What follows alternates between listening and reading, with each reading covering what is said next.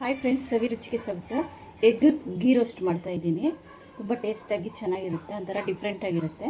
ನಾನು ಅದಕ್ಕೆ ಸ್ವಲ್ಪ ಮಸಾಲ ರೆಡಿ ಮಾಡ್ಕೊತಾ ಇದ್ದೀನಿ.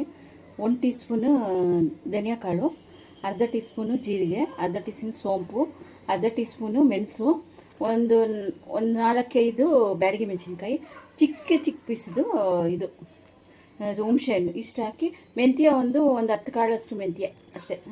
ಇದನ್ನೆಲ್ಲ ಸ್ವಲ್ಪ ಫ್ರೈ ಮಾಡ್ಕೊಳ್ಳೋಣ. ಚೂರೆ ಎಣ್ಣೆ ಜಾಸ್ತಿ ಬೇಡ, ಒಂದು 1/4 ಟೀ ಸ್ಪೂನ್ ಎಣ್ಣೆ. ಅದಕ್ಕೆ ಬ್ಯಾಡಿಗೆ ಹಾಕೊಳ್ಳೋಣ.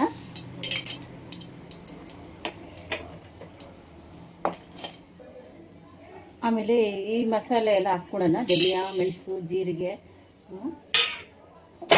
ಸೋಂಪು ಎಲ್ಲ ಹಾಕ್ಕೊಂಡು ಹುರ್ಕೊಳ್ಳೋಣ.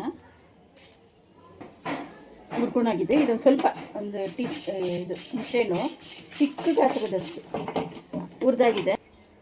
ಎಗ್ಗನ್ನ ಈ ಥರ 4 ಸೈಡು ಈ ಥರ ಕಟ್ ಮಾಡಿ,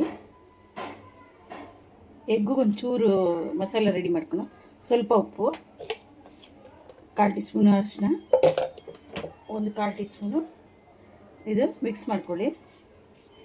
ಮಿಕ್ಸ್ ಮಾಡಿಕೊಂಡು ಮೊಟ್ಟೆನ ಈ ಥರ ಎಲ್ಲ ಕಡೆನೂ ಬೀಟ್ ಮಾಡ್ಕೊಳ್ಳಿ. ಇದೊಂಥರ ಮಸಾಲೆ ಡಿಫ್ರೆಂಟಾಗಿರುತ್ತೆ, ಅದರಲ್ಲೇ ಹಾಕೋದು.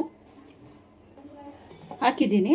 ಒಂದು 10 ಬೆಳ್ಳುಳ್ಳಿ, 10-12 ಬೆಳ್ಳುಳ್ಳಿ, ಒಂದು ಗಡ್ಡೆ ಬೆಳ್ಳುಳ್ಳಿ ಹಾಕಿ ಇದನ್ನು ಫಸ್ಟ್ ನೀರು ಹಾಕ್ಬಿಡಿ, ಹಂಗೆ ರುಬ್ಕೊಂಬನ್ನಿ.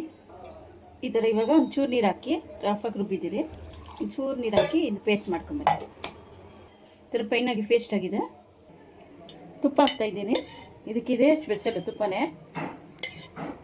ಸ್ವಲ್ಪ ತುಪ್ಪ, ಸ್ವಲ್ಪ 1 ಸ್ಪೂನ್ ತುಪ್ಪ ಹಾಕಿದ್ದೀನಿ. ಸ್ವಲ್ಪ ಎಣ್ಣೆ ಹಾಕ್ತೀನಿ. ಸಣ್ಣದಾಗಿ ಹಚ್ಚಿರೋ ಈರುಳ್ಳಿ ಹಾಕ್ತಾಯಿದ್ದೀನಿ. ಈಗ ಮಸಾಲೆ ಹಾಕ್ತಾಯಿದ್ದೀನಿ. ಇದು ಹಾಕ್ಬಿಟ್ಟು ಒಂದ್ಸರಿ ಫ್ರೈ ಮಾಡ್ಕೊಳ್ಳಿ.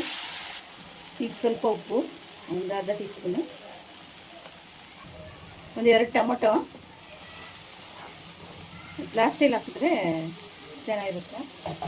ಅದು ಸ್ವಲ್ಪ ಫ್ರೈ ಮಾಡಿ. ಕರಿಬೇವು, ಪರಿಮಳ ಅಷ್ಟು ಚೆನ್ನಾಗಿರುತ್ತೆ.